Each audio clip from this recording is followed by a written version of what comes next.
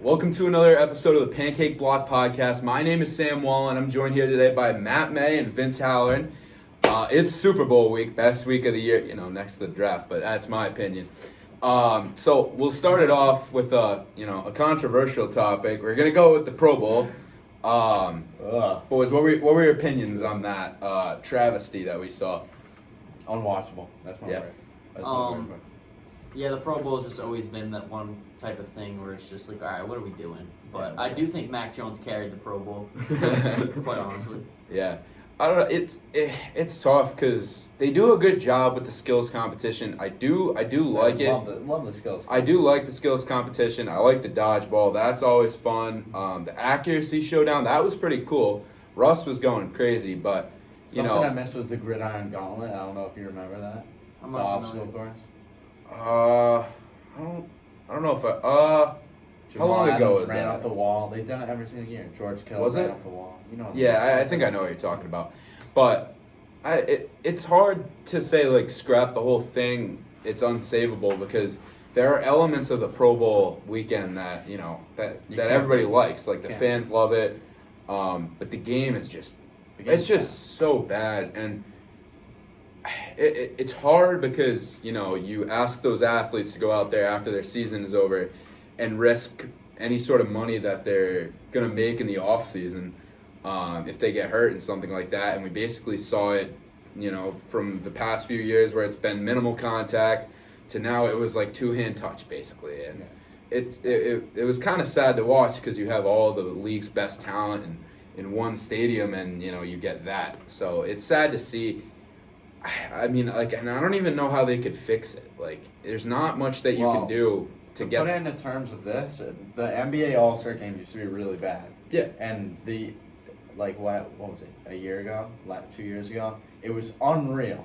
They played to the target, they put in the target score. Yeah. And Anthony Davis won on free throws. So they accomplished that. Like, what do we have to do to get to that for the NFL? Right. What do we have to do? It's hard because you can't really take the contact out of the game, and you see guys like this. I mean, I guess you could basically say, all right, if you don't want to participate in contact, then don't show up, opt out of the game. And I mean, it sucks because the fans won't get who they vote for. Then everyone's a Pro Bowler. And you saw it. Mac had a great season for a rookie, but are you telling me he was a Pro Bowl caliber player this year? I mean, absolutely not. There have been some ideas floated out instead of a Pro Bowl, like the the bottom two teams rather, playing for the number one overall pick. Again, I don't think I like that. I think that is just blatantly disrespectful. Yeah. It really is. Think about it. You have a bad season. Both teams have a bad season. I mean, they tried their hardest, but then you're gonna make them go out on live TV and play each other over a college kid. Yeah. I mean, it's basically them playing each other for their replacement. I mean, some of these guys went out there and were humiliated all season. Like, if you have a team like the Lions, I mean, they fought hard, but obviously it was embarrassing what happened all season with them. And if you have these two teams go out there and play each other, I mean, they might not even be on that team next year. So why even try? 4 weeks later after the season has ended, after their season has ended, why? What's the incentive to go back out there for your team that's going to replace you? I mean, that's an idea that gets floated around a lot, and I kind of laugh every time I hear it. Do you believe that? Do you believe that, like, the players enjoy the Pro Bowl? Do you think that they like the concept? Yeah, they love Pro Bowl weekend. Yeah. And if you're a fan there, you love watching Pro Bowl weekend, but the game's a little silly. Everyone's going to try to defend it. The game's a little silly. Yeah. But, I mean, one thing they could do to change it, do they maybe instead of football they play flag football? Like, that's not fun, though. I mean, basketball or something. How does an O-lineman play flag football? Like, stuff like that. Like, you can't take the tackle out of the game. The tackling is a constant. Yeah. You can't take that out. I mean, like, athletes going into free agency, risking that. I mean, obviously, it's not a smart decision. I mean, No. what do you guys think about, like, players opting out because of it? I mean, it makes sense, right? It does, yeah. Totally. Yeah. If I ever tore my ACL and I was a big time player in the Pro Bowl and I was out for my next season, especially as a younger guy. Yeah, I mean, it's a real thing. Stuff like the ACL or the Achilles, that can go non-contact just running. I guess we'll move on next to the NFL honors happened last night. And winning coach of the year, we had the Tennessee Titans' very own Mike Vrabel. don't get me wrong, the Titans had a great season despite battling a lot of injuries, but, I mean, they kind of, I don't know, they were just kind of a quiet team. They snuck their way to. No one really knows. I don't know how they ended up with the first overall seed. It kind of felt like they really weren't playing, like, I don't know, none of them really felt like super meaningful games down the stretch for them. They had a good season, 12-5. I mean, Mike Vrabel's a great coach. I believe it's 41-24. What I'm reading here is his regular season record and a postseason record of 2-3, coming from that Bill Belichick coaching tree. But I don't know. I feel like there were some other names in there. I mean, Zach Taylor coming from what happened last year, and I mean everybody thinking that maybe he was a one and done coach in the league. Now he's in the Super Bowl. Now he's in the Super Bowl. I mean, Zach Taylor, I think, embodies Coach of the Year better than really anybody that I could think of. I mean, Belichick turning the team around, yeah, I mean, but, you know, did you really expect them to not make the playoffs again? Did you really expect them to, you know, go down quietly? No. And the Tennessee team didn't really strike me as prolific in anything. I mean, they were kind of a middle-of-the-road team in basically every statistic. I mean, I'm reading here, like, points per game, they were the 14th in the league, yards per game, 17th. I mean, it's not like they were blowing teams away in any single facet of their game. So, well, the thing that for me that stands out about Vrabel is his guys love playing for him. We've Right. all seen the clips of him at practice. I love Vrabel. He He's likes a great to put guy. the pads on and stuff like that. Yeah. Vrabel's a great coach. It just, in my opinion, also should have been Taylor. Yeah. So, obviously, you think it should have been Taylor. Do you believe that was the right pick? Well, the thing, I don't even think Taylor's top 5 in the Coach of the Year race, and here's why. First of all, say they lose to the Raiders round 1. No one even knows Zach Taylor's name, and also it's based on the regular season. They got it's based on the regular season. Yeah, I mean it was a huge improvement. It was a huge improvement, but yeah, I mean, I'd give him top 5.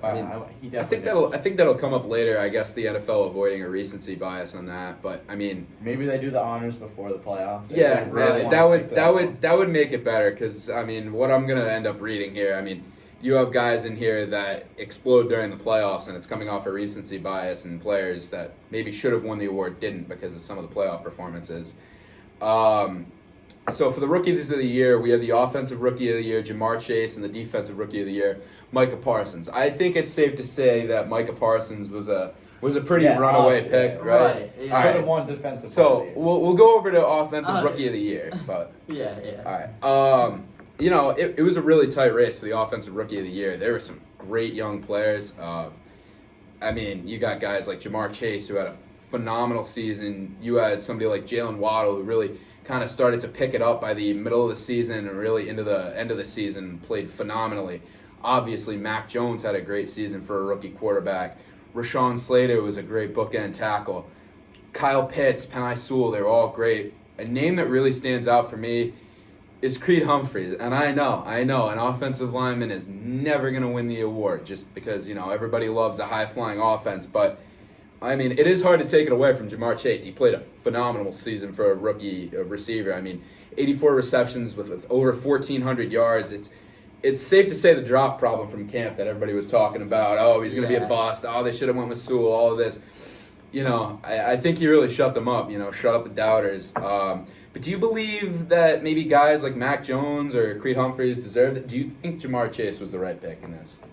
Yeah, I do think Jamar was the right pick, but up until I want to say the Buffalo game, I would say Mac was my pick, and then Jamar just exploded, and then playoffs too. Yeah. Going back to that, you know, before the playoffs, it should have started. I think even before, if the honors was before the playoffs, Jamar still takes it. I mean, he beat all the rookie records. Like, you gotta give it to him. He was so explosive all year. You gotta give it to him. Yeah. Shout out Jalen Waddle though. That kid. He's gonna be good. If he had produced earlier in the season, was a little bit more consistent. Absolutely. I think that would have been his award. He is great. Kind of the opposite of Najee. Najee, unreal first half, second half. Yeah, exactly. Kind of got maybe a little tired. Fizzled out a little. Fizzled out. Yeah. Honestly, you know, I wish they would go more towards, you know, throwing, maybe not each and every position group, but I mean, guys like offensive linemen are never going to win that award. I mean, it would be hard to see, like, you know, it's hard because some of these guys in positions, defensive linemen, edge rushers, they'll get the award, but how many times do you see a dominant D tackle winning that award? It's not very often. Unfortunately, Creed Humphrey's never really had a chance in this award being an offensive lineman. But wait, do you mind me asking you a question real quick? Uh-huh. Can you just elaborate on Creed Humphrey? Like, what do you like so much about this guy? I mean, for me, he's every part of the O-line playing in one single player. I mean, he's fast, he's strong, he's aggressive, he's smart. I mean, you can see him on the offensive line. They do a lot. They pull their guards, they pull tackles, they pull basically everybody on that offensive line in Kansas City. And he's just such a smart player, even in pass protection. You'll see him pick up guys coming from the edge if he beats a block or something. He's just been so good all season. He was super consistent. He only allowed 10 total pressures all season and 1 sack, and that was back in week 4, I believe. So, 1 sack, 10 total pressures. I mean, he was phenomenal this season. And another guy, I know he wasn't really in the running for any awards, but the guy who's playing right next to him, the other rookie, Trey Smith, is an absolute beast. That is a good young duo that I like a lot. Is this coming off a little bit of bias because we know you're a big? We do know you're an offensive lineman. You got to factor that in somewhere. Yeah. But I mean, Creed Humphrey led this entire league in terms of centers. He was given a 92 PFF grade, making him the highest graded lineman. So I know they'll never get to be a lineman that wins that award. But kind of hurts coming from being an O lineman and seeing these guys work so hard and not really get that recognition. But I guess that's kind of the name of the game, right? Kind of like how there's no offensive linemen that have superstar X factor in Madden. Yeah, well, Well, Trent Williams is gonna get his soon. Yeah, So. but it's hard. That award was definitely Jamar Chase's to win. It's hard when you go up against already a top 15 receiver in the league. I would say. Yeah. Right? Oh right? yeah. All right. I didn't think that take was too crazy. Yeah. Well, next we'll move on to Offensive Player of the Year. They gave that one to Cooper Kupp, and I mean I don't have any complaints about this. No complaints. No complaints. Yeah, he had an absolutely phenomenal season. So did Jonathan Taylor, but I mean, obviously, they say it's a regular season award, and he obviously had a great regular season. So did Jonathan Taylor, but what he's been able to do in the playoffs, I think, really hammered home that decision for them. Also, Deebo Samuel. Deebo had a great season. Any other year, yeah, he definitely has a shot. Absolute positionless player, and I love to see that. He's the wide back. He's the wide back. Yeah, the wide back. I didn't really see any way Jonathan Taylor was going to be able to compete with that after his Week 18 performance. Right, and Triple Crown, you got to give it to him. Yeah, absolutely. Defensive Player of the Year going to TJ Watt, obviously tying the single season stack record with 22.5. Don't think that award came to many people's surprises. Yep. How about last year, though? He had a great season last year. He should have won it last year. Did you see the picture of him and Aaron Donald comparison? Yeah. And Aaron Donald won it. I think you gotta kind of look at the coverage that Aaron Donald draws. I mean, he works from the inside a lot more than TJ Watt does. He can play as a down 3 technique. He works on the inside a lot, so he doesn't get a lot of those outside pressure and sacks. But I think TJ Watt was a no-brainer. And if you're Michael Strahan, you're a little bit concerned. 18-game season. I believe he only played. He did miss 2 games. Yeah, TJ Watt I think only played 15 games this season and still tied that. So I mean, we all know how Michael Strahan got his last sack though to beat the record. We've all seen that video. I think who was it? Kurt Warner maybe. I believe so. Was it? He lets him get the sack. He out of respect. He was like, "Yo, I'll give you this." I don't know. I think you're gonna see that. I think you're gonna see that sack number. 22.5. I think that's gonna be kind of considered a base mark for these elite pass rushers once they start to get comfortable with this 18-game season or 17-game season rather. I think guys like TJ Watt is gonna blow that record out of the water. Myles Garrett, I believe, will have that. Parsons maybe. Parsons definitely could. I love where he plays. I love that. He can drop back in coverage. He's not bad in coverage at all. He's definitely not a liability at all. But his pass rushing ability is fun to watch. Judon maybe if he wants to play 2 halves of the season. If he wants to play 2 halves. Yeah. You got a guy like Barmore in the middle drawing pressure. I think Judon could really have another great season. MVP, I believe that all of us are going to have a little bias being Patriots fans, but I think this was any man's award, really. 4 guys' names come to mind, Aaron Rodgers, Tom Brady, Cooper Kupp, Jonathan Taylor. But, Brady having the statistical season, however, Aaron Rodgers only throwing 4 seasons. All right, I'll eat my medicine, He had a great season. You can't deny that. Having only 4 interceptions, that's unbelievable.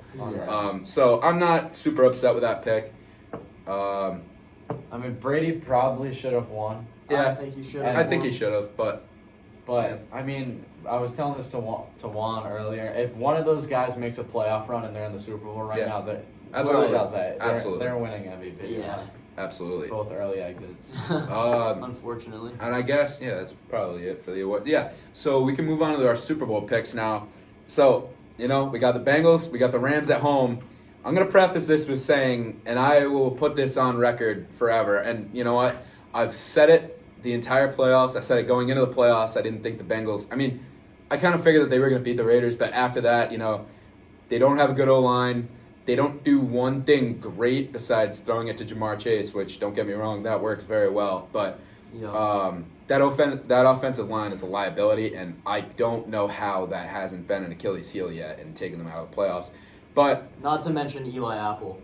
Yeah, obviously it's hard to root against them because you gotta love Joe Burrow, you gotta love Jamar Chase. I love that team. Eli Apple on Twitter. It's fun to watch. I don't see any way how the Rams lose this game. I don't think that there will ever be a team to lose a Super Bowl if they're the home team. That cap, I don't want to see it. There is no cap in that. I agree with Wallen, too. If the Bengals win, that's fine. I'm rooting for them. I love the Bengals. I think that they're obviously going to put up a fight. I don't see how they win a game in another team's home stadium as a Super Bowl. I don't think it's. And that Rams, I can't imagine that. That Rams defense versus that O line. Come on. Well, all of these reasons are exactly why I think the Bengals are gonna win. And I'm gonna tell you a little something. I know it's my debut on the pod, but I made my Super Bowl bracket and I had the Bengals losing in the Super Bowl to the Packers. I swear, I had them in the Super Bowl losing. And this is, I don't know if you guys are big baseball guys. I know he's a big baseball guy. This is very similar to when the Braves played against the Dodgers in the ALCS. So there's no shot that the Braves are going to beat the Dodgers, right? There's no shot. This is kind of like the Bengals beating the Chiefs. And then somehow the Braves pull it out. They beat the Chiefs. And now they're in the Super Bowl. Now they're in the World Series against the Astros, the Braves. And and now people are saying, all right, they got lucky this one game. No shot they beat the Astros. What do? They go out and they beat the Astros. This is exactly what the Bengals are going to do. No one thinks they're supposed to win. No one thinks. It's fair. I would love to see them win. I really do. And really, they've proved it wrong going against good D lines. It's not like the Chiefs had a bad D line, but they've proved that to be, not a factor, all right? You know what? It's fine. You don't have a good O-line. You've played good D-lines. You've somehow been able to win games. Really, the one reason is that, they're going into an opposing team's home stadium for a Super Bowl. Yeah, that's scary. Yeah, I can't get my mind around the fact that a team would be able to go in there and win.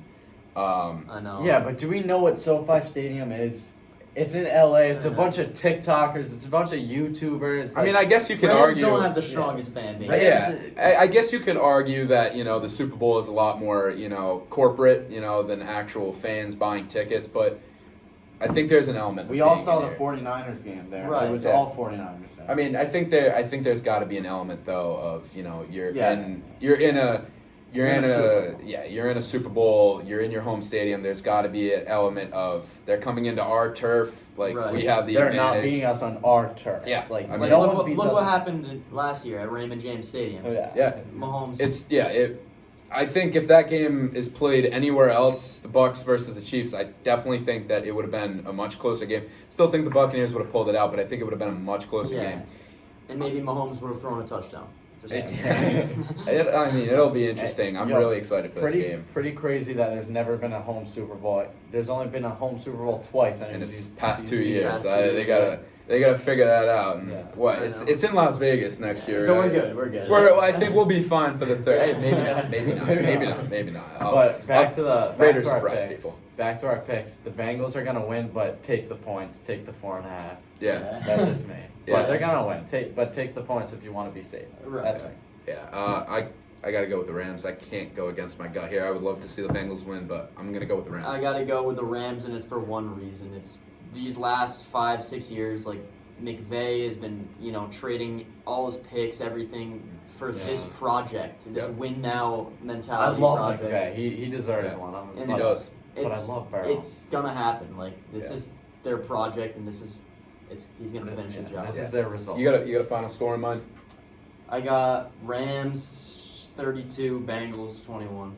Matt? I'm gonna go 27-24 Bengals. They're gonna win on a Evan McPherson field goal from 47-ish, All right. maybe 49. But that's how they're gonna win. I think I'm going to go with 24-19. Rams take it. McVay gets his Super Bowl that he's been trading all of his future away for.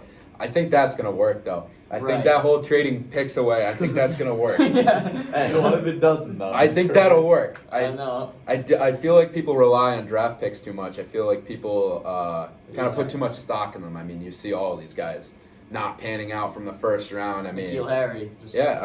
Just to throw one out. I don't know.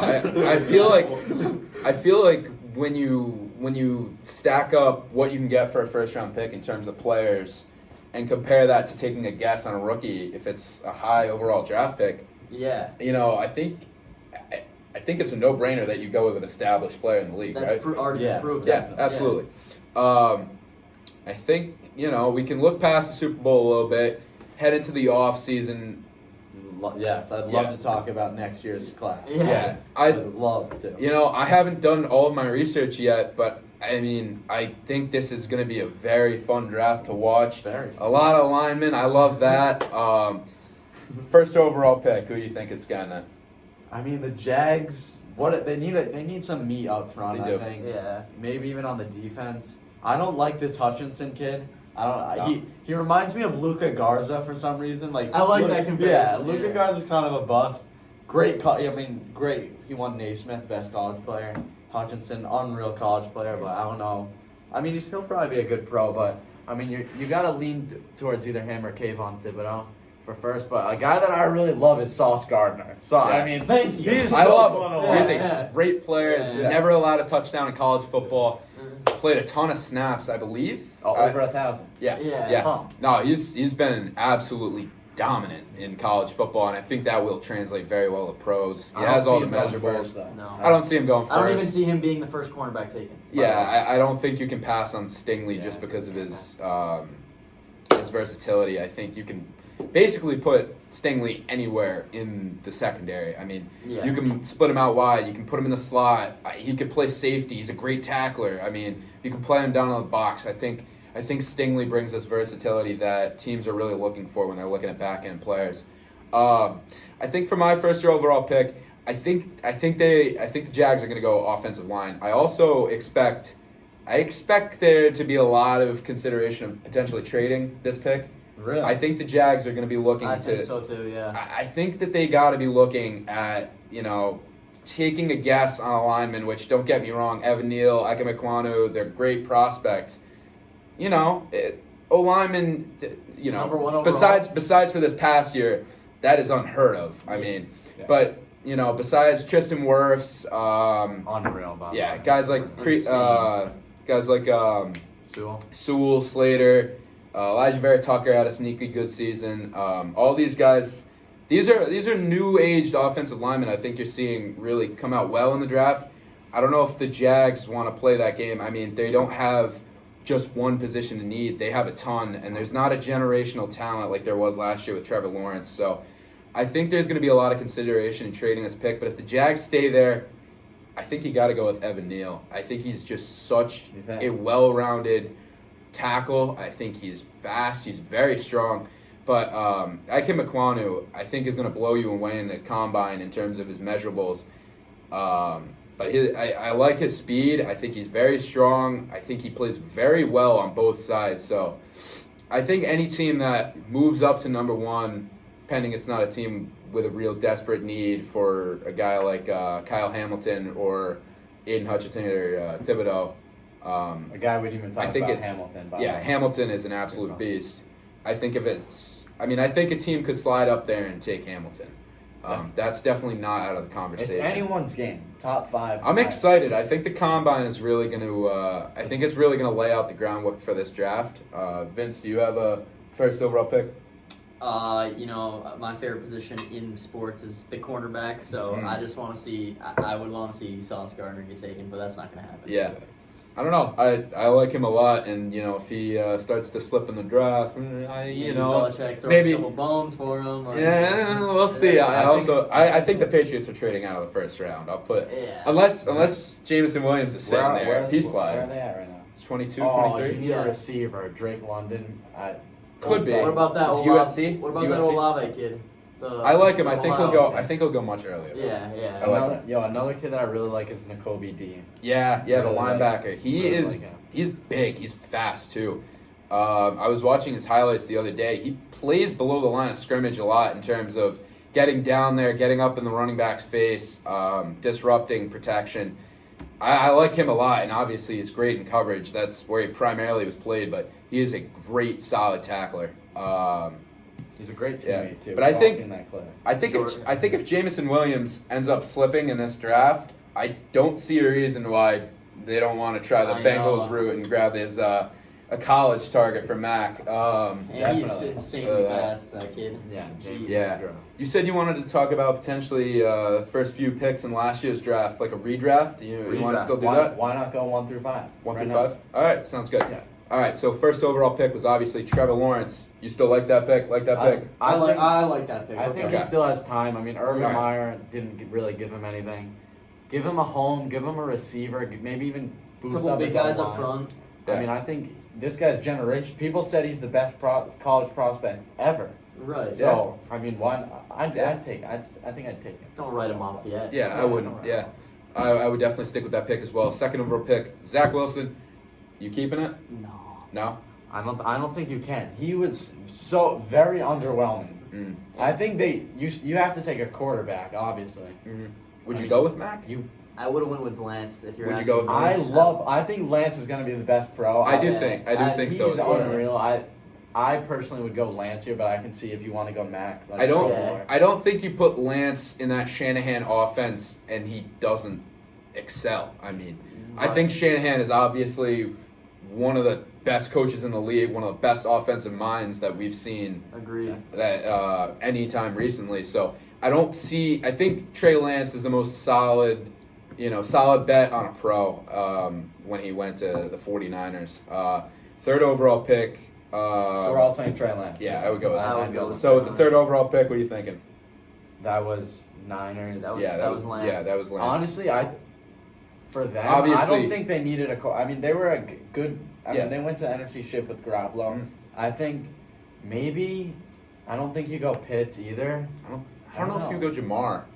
If you're telling me Trey Lance was already off the board, I don't think they like Pat Surtain or something like that. Well, I mean, yes, I think they definitely needed help in the secondary. Right. But were you that sure on Deebo Samuel before this season? Right. No. Exactly. So no shot. Ayuk was their one before this season. Yeah, exactly. Ayuk was the their one before this season. Honestly, with that said, I think you go Jamar. I think if we're I mean, it's hard to say because we are looking at this from the perspective of after the season. That Deebo was unbelievable. Yeah. So, I guess going off of that, if we weren't looking at it like that, it would be Jamar.